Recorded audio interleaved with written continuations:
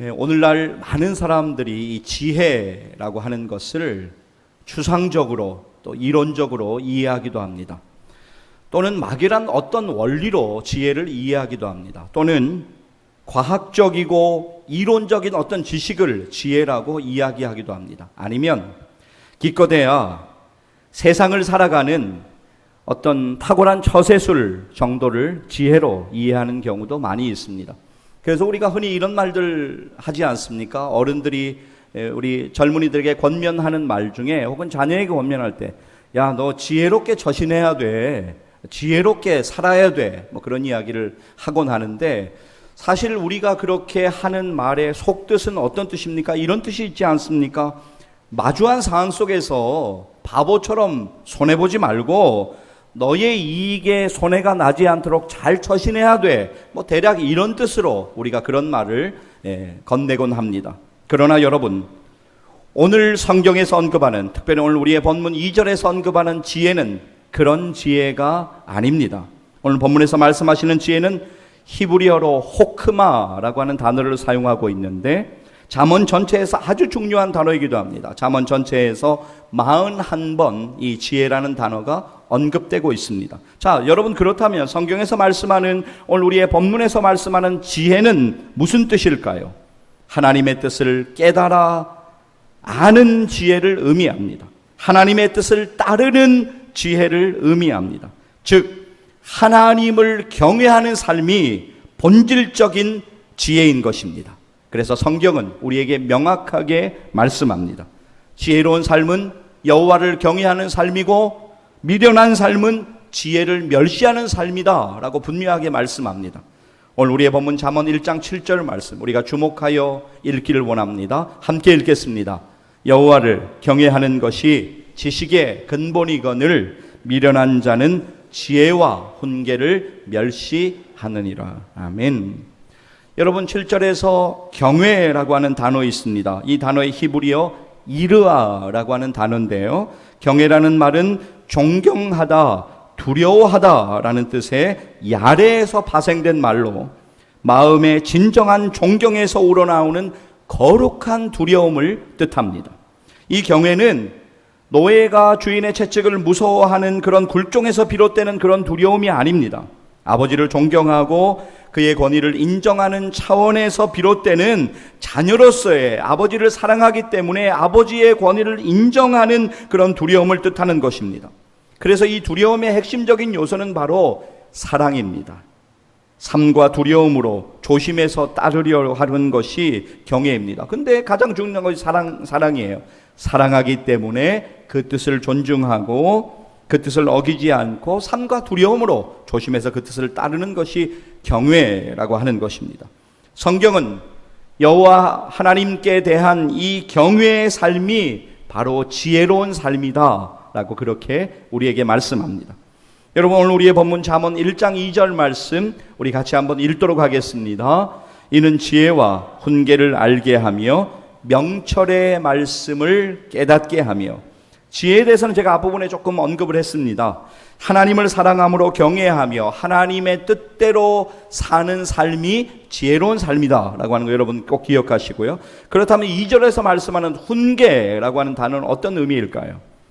히브리어로 무사르라고 하는 단어인데요, 무사르, 즉 훈계는 징계하다, 견책하다 라고 하는 뜻의 야사르라고 하는 단어에서 파생된 단어로서 교육 혹은 훈련이라고 하는 뜻을 가지고 있습니다. 여러분, 우리가 훈계라고 하는 단어를 떠올리면 흔히 뭐 좀 혼내다, 나무래다 뭐 이런 의미로 생각하지만, 하나님의 뜻을 교육하며 하나님의 뜻을 훈련하는 것이 본문에서 말씀하는 훈계 본질적인 의미입니다. 사랑하는 여러분, 하나님의 말씀은 어떤 말씀입니까? 디모데후서 3장 16절 17절은 이렇게 말씀합니다. 우리가 이 말씀 오늘 함께 읽으면서 꼭 붙잡기를 원합니다. 함께 읽겠습니다. 모든 성경은 하나님의 감동으로 된 것으로 교훈과 책망과 바르게 함과 의로 교육하기에 유익하니, 이는 하나님의 사람으로 온전하게 하며 모든 선한 일을 행할 능력을 갖추게 하려 함이라. 아멘. 자, 이제 다시 우리의 본문 잠언 1장 2절 말씀으로 가셔서 보시면, 이는 지혜와 훈계를 알게 하며 명철의 말씀을 깨닫게 하며, 지혜와 훈계, 그 다음에 보시면 명철의 말씀이 나옵니다.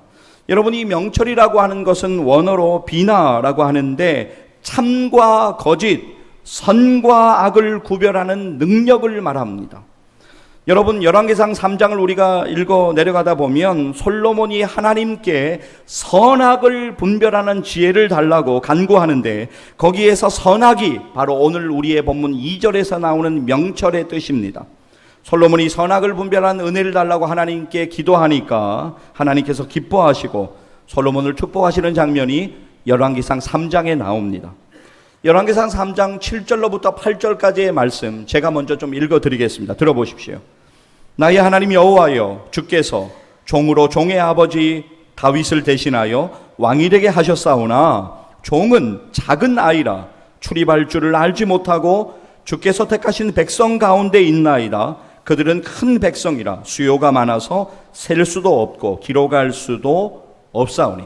솔로몬이 하나님께 지금 기도하는 초입 부분인데요. 그러니까 솔로몬이 말하는 의미는 무엇입니까? 하나님, 저 너무 연약하고 어린아이와 같아서 제가 할 수가 없습니다. 하나님, 제가 어떻게 감당할 수가 없습니다. 이러한 마음으로 하나님 앞에 겸손하게 지금 고백하고 있는 것이지요. 그러하기 때문에 이어지는 9절 보시면 솔로몬은 하나님께 이런 은혜를 간구합니다. 9절, 열왕기상 3장 9절 말씀입니다. 함께 읽도록 하겠습니다. 누가 주의 이 많은 백성을 재판할 수 있사오리까? 듣는 마음을 종에게 주사 주의 백성을 재판하여 선악을 분별하게 하옵소서. 아멘. 듣는 마음을 종에게 주셔서 선악을 분별할 수 있도록 주여 은혜 주시옵소서, 이렇게 기도하잖아요. 이어지는 10절 말씀 우리 함께 읽겠습니다. 솔로몬이 이것을 구하매 그 말씀이 주의 마음에 든지라. 하나님 너무 기뻐하셨어요, 솔로몬의 기도를. 이어지는 11절 말씀은 제가 읽겠습니다. 이에 하나님이 그에게 이르시되 내가 이것을 구하도다. 자기를 위하여 장수하기를 구하지 아니하며 부도 구하지 아니하며 자기 원수의 생명을 멸하기도 구하지 아니하고 오직 송사를 듣고 분별하는 지혜를 구하였으니. 자, 이어지는 12절 말씀 그리고 13절까지만 우리 같이 한번 13절까지만 읽도록 하겠습니다. 내가 내 말대로 하여 내게 지혜롭고 총명한 마음을 주노니 내 앞에도 너와 같은 자가 없었거니와 내 뒤에도 너와 같은 자가 일어남이 없으리라.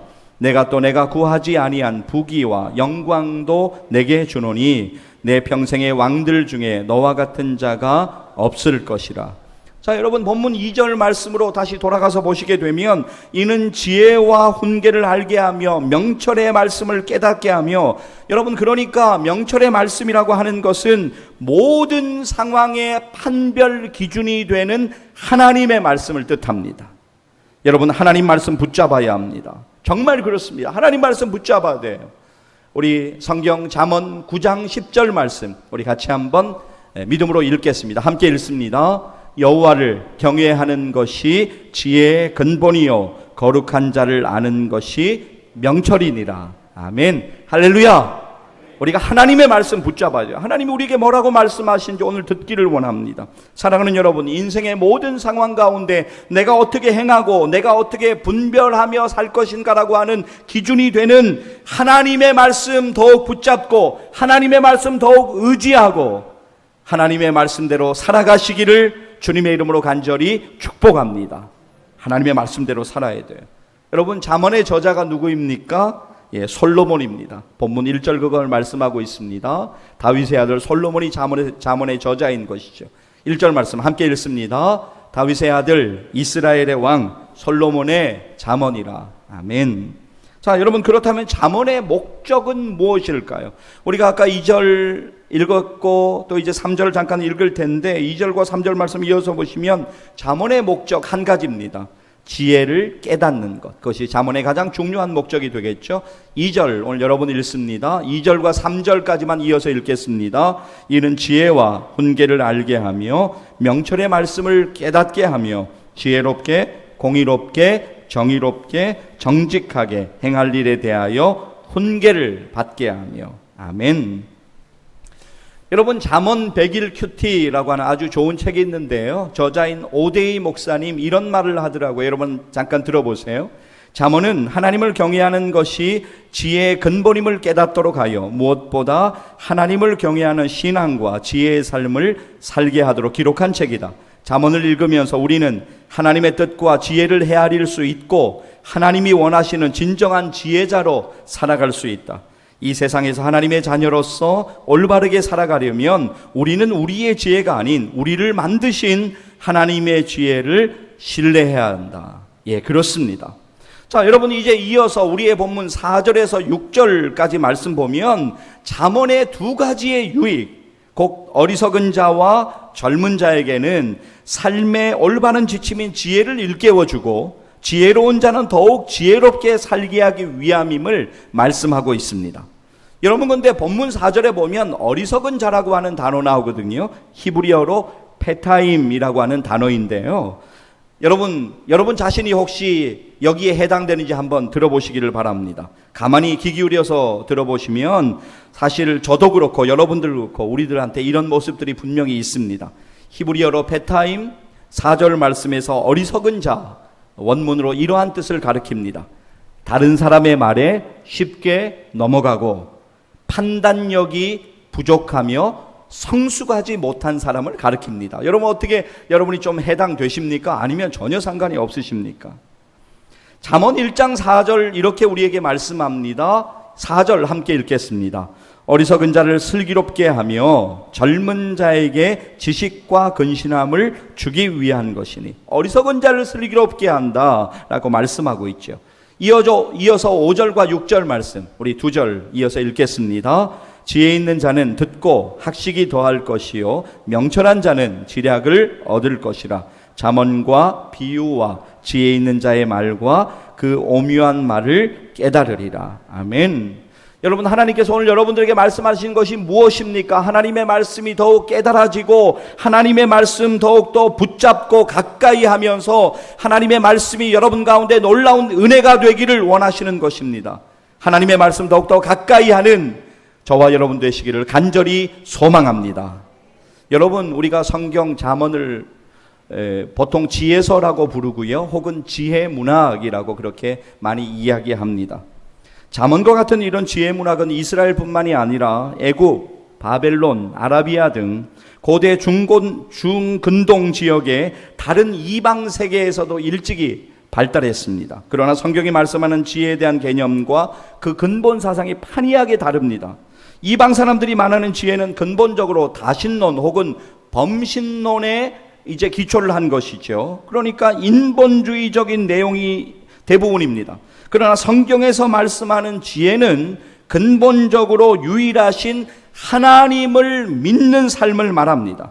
잠언에서 말씀하는 이 지혜라고 하는 것은 우리가 책을 많이 읽고 또 나름 우리의 머리를 많이 쓰고 또 어디서 어떤 경험을 해가지고 지혜롭다, 이것이 절대로 아닙니다. 솔로몬에게 허락하셨듯이 하나님이 우리들에게 은혜로 지혜를 허락해 주셔야 합니다. 그러니까 우리들이 어떻게 해야 됩니까? 이 일을 위해서 우리가 기도해야 됩니다. 하나님께서 우리의 남은 인생 가운데 지혜 주셔서 그 하나님의 말씀 부여잡고 하나님의 음성 듣고 살아갈 수 있도록 기도해야 돼요. 그래서 남은 생애 가운데 하나님의 뜻을 더욱더 깨닫고 그 뜻대로 분별하면서 살면서 하나님께 영광 돌리는 일이 우리 가운데 있기를 주님의 이름으로 간절히 축복합니다.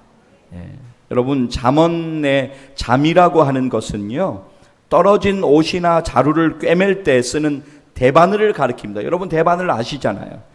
터지고 구멍난 옷을 바늘로 꿰매는 것처럼 사람도 낡거나 고장난 곳이 있으면 끊임없이 꿰매고 다듬어야 하는데, 그때 필요한 것이 바로 하나님의 말씀인 것입니다. 여러분, 우리가 하나님의 말씀 붙잡아야 돼요. 히브리서 4장 12절 말씀 우리가 함께 믿음으로 좀 붙잡고 읽기를 원합니다. 함께 읽겠습니다.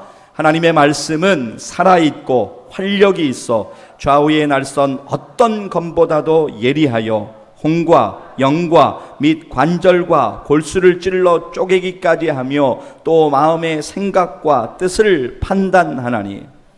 여러분, 세상은 변합니다. 세상의 약속도 변합니다. 사람들도 변합니다. 그러나 하나님의 말씀은 영원히 변치 않습니다. 이사야 40장 8절 말씀 믿음으로 함께 읽습니다. 풀은 마르고 꽃은 시드나 우리 하나님의 말씀은 영원히 서리라 하라. 아멘.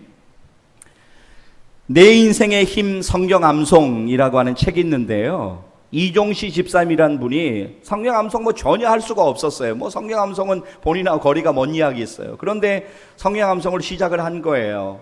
우연히 이제 시작을 하니까 너무너무 은혜가 되는 거예요. 지금까지 경험해 못한 은혜가 있는 거예요. 그래서 이종시 집사님이 책을 한 권 지었는데 그 책이 바로 내 인생의 힘 성경 암송이라는 책입니다. 집사님이 이런 이야기를 해요. 책에서 잠깐 들어보세요. 짧게 인용할게요. 성경 말씀은 죄로 가득한 우리의 삶에 참 소망과 새 생명을 불어넣습니다. 또한 우리의 인생의 힘이 되시고 위로가 되십니다. 본인이 경험한 거 이야기하는 것이죠. 여러분, 아주 깜깜해요. 너무너무 칠흑 같은 깜깜한 가운데 우리에게 필요한 것 있습니다. 무엇이겠습니까? 우리에게 등불이 필요하고 길을 비추는 빛이 필요하겠죠.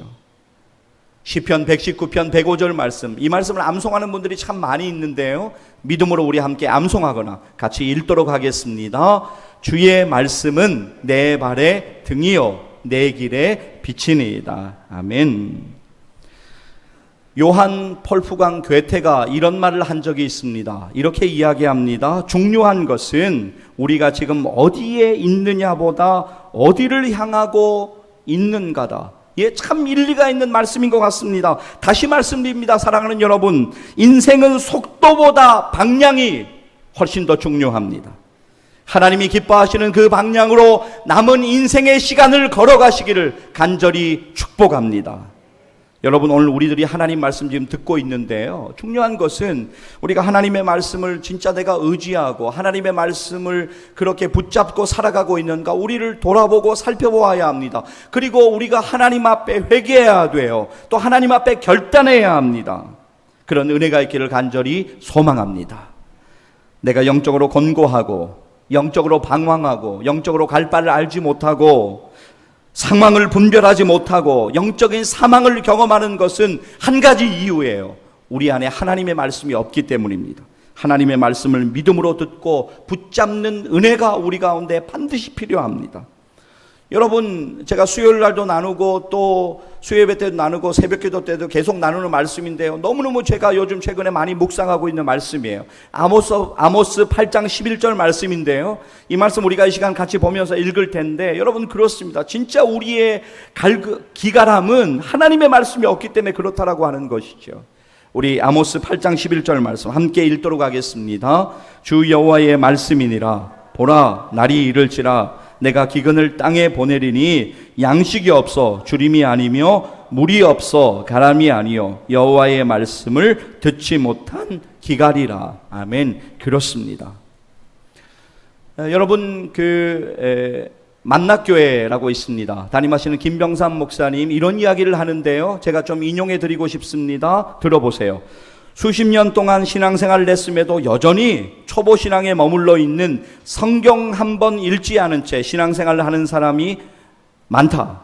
교회 생활에 대해서는 잘 알지만 정작 알아야 할 하나님에 대한 관심도 예수님, 성령님에 대해서는 모른다. 그러나 하나님의 말씀은 살아있다. 이 말씀이 우리의 마음에 새겨지면 우리는 하나님의 생각으로 세상을 바라보게 되고 우리의 가치관이 달라진다. 그런 이야기를 하더라고요. 여러분, 정말 일리 있는 말씀입니다. 정말 그렇습니다. 오늘 우리가 이 말씀을 통하여 하나님 말씀 더욱더 가까이 해야 합니다. 사랑하는 여러분, 하나님 말씀 듣기를 사모하십시오. 하나님 말씀을 날마다 읽으십시오. 하나님의 말씀을 날마다 묵상하십시오. 하나님의 말씀을 날마다 암송하십시오. 여러분, 성경 암송이라고 하는 것은요, 음식이 우리 몸에 육체적인 영양분으로 공급되듯이 하나님의 자녀된 성도들에게 영적인 영양분을 공급하는 것입니다. 성경 암송은 하나님의 명령이에요. 하나님께서 하나님의 말씀을 가슴판에 새기라고 계속적으로 곳곳에서 말씀하십니다. 선택의 문제가 아니라 하나님의 명령이에요. 이제 이스라엘 백성들이 가나안 입성을 앞두고 있었습니다. 하나님의 종 모세를 통하여서 하나님께서 그들을 격려하시고 말씀하시는데, 하나님의 종 모세가 이스라엘 백성들에게 이렇게 권면하는 장면이 나옵니다. 신명기 6장 6절 말씀 우리 같이 한번 읽도록 하겠습니다. 함께 읽습니다. 오늘 내가 내게 명하는 이 말씀을 너는 마음에 새기고. 여러분 보세요. 하나님의 말씀, 모세는 하나님의 대언자잖아요. 그러니까 하나님의 말씀을 대언하는 것뿐이에요. 그 말씀을 어떻게 하라고요? 마음에 새기라라고 말씀합니다. 이어지는 신명기 6장 7절에서 9절까지의 말씀도 우리가 같이 한번 7절부터 9절까지만 읽도록 하겠습니다. 내 자녀에게 부지런히 가르치며 집에 앉았을 때에든지 길을 갈 때에든지 누워있을 때에든지 일어날 때에든지 이 말씀을 강론할 것이며 너는 또 그것을 내 손목에 매어 기호를 삼으며 내 미간에 붙여 표로 삼고 또 내 집 문설주와 바깥문에 기록할지니라. 아멘. 여러분, 하나님의 말씀을 마음에 새기라고 말씀합니다. 하나님의 말씀을 마음에 새기는 가장 좋은 방법이 무엇일까요? 하나님의 말씀을 암송하는 것을 시도하는 것입니다. 집에 있을 때, 길을 갈 때, 누워 있을 때, 일어날 때 하나님의 말씀을 강론하기 위하여 암송하라고 말씀합니다. 하나님의 말씀을 암송하는 것은 하나님의 말씀을 마음판에 새겨놓는 것입니다. 하나님의 말씀이 우리의 마음판에 새겨져 있으면, 여러분 잘 들으세요, 결정적인 순간에 하나님의 말씀을 사용하게 됩니다.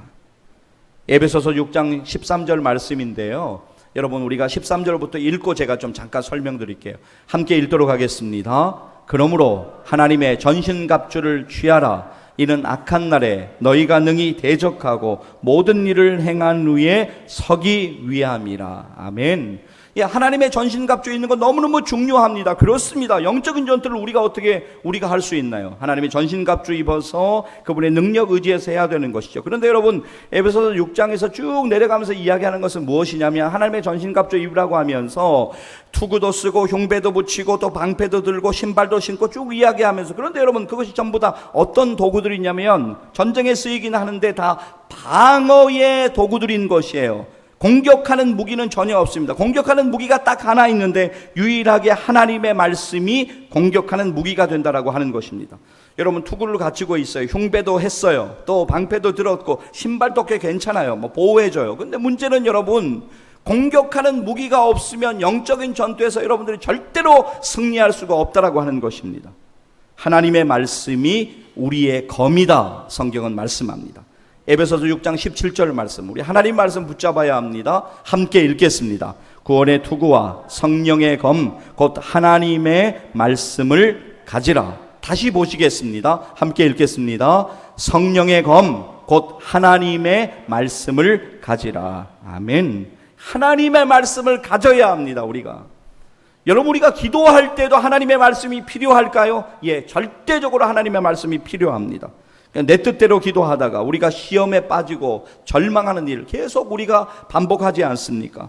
왜 그러냐면 결국은 하나님 말씀 없이 자꾸만 내 뜻대로 하나님 앞에 기도하기 때문에 기도가 실패하는 겁니다. 들어보세요. 내 뜻, 내 소원, 내가 가고자 하는 방향, 나에게 이루어지기를 바라는 일을 내가 다 정해놓고 있어요. 그대로 정해놓고 하나님 이대로 그냥 이루어주세요 이렇게 기도하는 거예요. 기도가 자꾸만 주어가 내가 됩니다. 여러분, 우리가 영어 공부하고 할 때 주어가 중요하다 이야기하는데 신앙생활에서는요, 주어가 영어 공부보다 훨씬 더 중요합니다. 주어가 중요한데 주어가 자꾸 내가 되는 거예요. 기도의 주어가 하나님이 되셔야 합니다. 바뀌어야 돼요. 하나님의 말씀이 기도에 반드시 필요합니다. 다 이해할 수 없어요. 우리가 인생의 일들을 어떻게 다 이해하겠습니까? 여러분, 어떻게든 이해할 수 있어요? 이해할 수 없습니다. 지칠 때가 많이 있습니다. 너무너무 힘들어요. 그러나 여전히 우리가 할 일이 있습니다. 코로나 할아버지가 와도 우리가 할 일이 있어요. 이러한 모든 상황 가운데 하나님의 말씀을, 하나님의 약속을 붙잡아야 돼요. 그 말씀 붙잡고 하나님의 뜻이 내 인생 가운데 이루어지기를 구하며 간절히 기도해야만 하는 것입니다. 여러분, 제가 최근에 읽다가 참 위로되는 말씀, 또 이 말씀 붙잡고 저 기도하거든요. 그러니까 말씀을 붙잡고 기도하는 게 맞더라고요. 그러니까 내가 막 기도를 만들어내는 게 아니에요. 연습장 놓고 이거 어떻게 기도하지 만들어내는 것보다 중요한 건 하나님의 말씀 그대로 그것이 내 기도가 되면 되는 거예요. 시편 25편 16절 보면 시편 기자가 고백하는 장면이 나오는데요, 이 기도가 저와 여러분의 기도가 되었으면 좋겠습니다. 자, 우리 시편 25편 16절 말씀 우리 같이 한번 기도하는 마음으로 읽겠습니다. 주여, 나는 외롭고 괴로우니 내게 돌이키사 나에게 은혜를 베푸소서. 예, 아멘. 제가요, 이 말씀을 막 외웠어요. 왜냐하면 반복하다 보니까 자동적으로 외워지는 거예요. 기도하면서 참 그런 마음이 들더라고요. 우리 성도님들 참 여러 가지로 너무너무 지금 코로나 상황 때문에 다 말은 못해서 그렇지 너무너무 어려움이 있는 거예요. 어제는 어떤 분이요, 저녁에 엄청 늦은 시간이었어요. 목사님 어디 계세요? 저 사무실에, 목양실에 있어요. 그랬더니 목사님 죄송한데 제가 교회를 못 들어가서 근데 잠깐만 좀 밖으로 나올 수 있냐고. 알겠다고 뭐 언제까지 오신다고 하더라고요. 그래서 나갔어요. 봉투에다 11조를 담아 오신 거예요. 목사님 이해를 해주세요. 제가 이런 상황 때문에 지금 교회를, 나 때문에 교회 혹시 피해갈까 뭐 교회를 못 나오고 쭉 말씀을 하시면서 11조를 건네는데요. 제가 참 그 11조를 받아서 이제 재정부에 이제 전달하는 뭐 오늘 이제 전달을 드렸는데 어제 받으면서 막 그 손이 떨리는 거예요. 이분의 참 어려움이 얼마나 클까.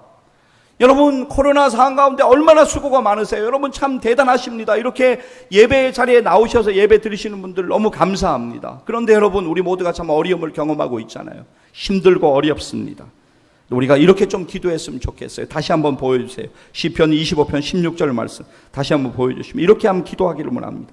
여러분 우리 다시 한번 이렇게 읽었으면 좋겠습니다. 기도하는 마음으로 읽습니다. 주여 나는 외롭고 괴로우니 내게 돌이키사 나에게 은혜를 베푸소서. 아멘. 여러분 기도 많이 하는 거 좋아요. 그런데 하나님의 말씀 빠지면 안 됩니다. 여러분 하나님의 말씀 없이 기도하니까 어떤 현상이 벌어지냐면, 여러분 오해하며 듣지 마세요. 하나님의 말씀 없이 기도하니까 기도가 산으로 가더라고요. 근데 진짜 우리가 뭐 배가 산으로 간다 그런 말 많이 하는데 그게 아니고 진짜 산으로 가더라고요. 산에 가서 혼자 하나님 섬긴대요. 혼자 내가 하나님과 예배하겠대요. 산에 촛불 켜고요 굴로 들어가더라고요. 너무너무 안타까운 일이 발생하더라고요. 반대로 하나님의 말씀은 붙잡는데 기도하지 않으니까 영적으로 균형이 안 맞는 거예요. 어려움이 있더라고요. 성경은 뭐라고 말씀하냐면 하나님의 말씀과 기도로 거룩해져야 된다. 두 가지를 말씀합니다. 신앙생활은 기본이 중요한 겁니다. 여러분 지난번에 제가 말씀드렸지만 저는요 하나님 앞에 일평생 온 성도가 골프를 치기까지는 골프를 안 친다고 맹세를 한 사람, 저는 일평생 골프를 절대로 치지 않을 거예요. 그런데 제가 말씀드리고 싶은 건요 그게 아니고요, 제가 어떤 책을 읽다가 봤는데 진짜 골프 잘하는 프로 선수들, 슬럼프들이 다 온대요. 반드시 온대요. 그러면 하는 것이 있대요. 골프 처음에 배울 때 스윙하고 완전 기초의 사람들이 하는 거, 기초 처음에 하는 거, 그거부터 시작한대요. 말도 안 되죠. 프로 선수들 연봉이 얼만데, 돈 버는 돈이 얼만데 그거 하고 있겠습니까? 그런데 그거부터 시작한대요. 그런데 프로 골퍼들 기본 중요한 것보다 훨씬 더 중요한 거 있어요. 우리 신앙의 기본입니다. 말씀과 기도와 말씀 없으면 우리의 신앙은 성장하지를 못합니다. 우리의 신앙 기본이 단단해지고 하나님을 향한 우리의 신앙이 굳건해지기 위해서는 말씀과 기도가 필요하다라고 하는 것이죠. 저는 토마스 칼라일이 했던 이야기 가끔 봅니다. 그는 이렇게 이야기합니다. 변화는 고통이다. 그러나 그것은 항상 필요한 것이다. 예, 그렇습니다. 여러분 육체의 연단은 약간 유익이 있습니다. 그러나 경건은 범사에 유익하다고 말씀합니다. 무명인데요, 어떤 분이 이런 이야기를 했어요. 운동을 하면 하루의 시간이 짧지만, 화면에 없습니다.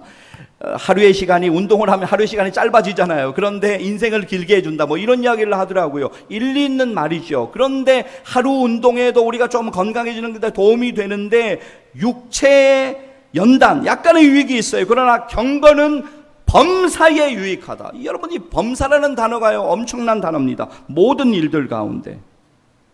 디모데전서 4장 4절에서 8절까지 우리 하나님의 말씀 좀 믿음으로 우리가 붙잡았으면 좋겠습니다. 자, 4절로부터 8절까지요 우리가 쭉 읽을 텐데 잘 천천히 보시면서 우리가 함께 믿음으로 읽겠습니다. 하나님께서 지으신 모든 것이 선함에 감사함으로 받으면 버릴 것이 없나니 하나님의 말씀과 기도로 거룩하여짐이라. 내가 이것으로 형제를 깨우치면 그리스도 예수의 좋은 일꾼이 되어 믿음의 말씀과 내가 따르는 좋은 교훈으로 양육을 받으리라. 망령되고 허탄한 신화를 버리고 경건에 이르도록 내 자신을 연단하라. 육체의 연단은 약간의 유익이 있으나 경건은 범사에 유익하니 금생과 내생에 약속이 있느니라. 아멘. 예, 그렇습니다, 여러분. 경건의 연단과 훈련은 범사에 유익합니다. 반드시 필요해요.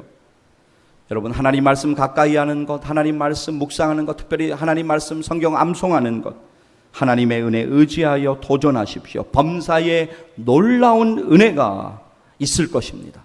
포기하지 마세요. 성경 암송 절대로 포기하지 마세요. 제가 미국에 사회 갈 때 한때 그 청년들 대상으로 성경 암송반을 좀 운영했던 적이 있어요. 처음에 다들 싫어가지고요, 막 소 이렇게 막 코 깨듯이 이렇게 와가지고 다들 앉아 있는데 놀라운 은혜들이 있어요. 아우, 어떻게 할 수 있겠냐고. 못해요. 69절 여러분 어떻게 외우겠습니까? 근데 다 외워요. 나중에 하나님이 은혜 주시더라고요. 성경 암송 어떻게 할 것인가 라고 하는 책이 있는데요, 저자인 박종신 목사님, 제가 아주 잘 아는 목사님인데, 성경 암송 어떻게 할 것인가 라고 하는 책에서 이런 이야기를 합니다. 우리를 이렇게 격려합니다. 한번 들어보세요. 성경 암송은 신앙생활에 활력소를 제공합니다. 성경 암송을 하며 영적으로 지치지 않습니다. 영적으로 지칠 때가 되면 마음에 새겨진 말씀이 나에게 힘을 주기 때문입니다. 소망을 주기 때문입니다. 기쁨을 주기 때문입니다. 하나님의 뜻을 알게 해주기 때문입니다. 자, 이어지는 목사님의 말을 조금만 더 들어보세요. 지금도 많은 분들이 신앙생활 하다가 회의감, 실망감, 억울함, 무기력함으로 지쳐있음을 보게 됩니다. 영적인 탈진은 하나님의 말씀이 마음에 남아있지 않을 때 발생합니다. 하나님의 말씀을 읽고 암송하십시오. 자신도 모르는 사이에 다시 일어날 수 있는 용기와 힘을 얻게 될 것입니다. 여러분, 그런데 어떤 책에 아니면 어떤 목사님 하시는 말씀이 중요한 건 아니에요. 그냥 참고로 제가 말씀드리는 거예요. 정말 중요한 것은 무엇이에요? 하나님의 말씀입니다. 우리 하나님의 말씀 잠언 22장 17절로부터 18절까지의 말씀을 함께 읽을 텐데요, 우리 천천히 읽으면서 우리가 뜻을 한번 깊이 생각해 봤으면 좋겠습니다. 잠언 22장 17절 18절 말씀 이어서 읽겠습니다. 너는 지혜 있는 자의 말씀을 들으며 내 지식에 마음을 둘지어다. 이것을 내 속에 보존하며 내 입술 위에 함께 있게 함이 아름다우니라. 아멘. 자, 집사님 17절 말씀 다시 한번 보여주세요. 너는 귀를 기울여 지혜 있는 자의 말씀을 들으며 내 지식에 마음을 둘지어다. 그 다음에 18절 제가 다시 한번 읽습니다. 이것을 내 속에 보존하며 내 입술 위에 함께 있게 함이 아름다우니라. 아멘. 하나님의 말씀을 붙잡아야 돼요. 여러분, 우리 하나님의 말씀 또 붙잡기를 원하는데요, 잠언 3장 3절에서 6절까지의 말씀입니다. 3절부터 6절까지 이어서 읽겠습니다. 인자와 진리가 내게서 떠나지 말게 하고 그것을 내 목에 매며 내 마음판에 새기라.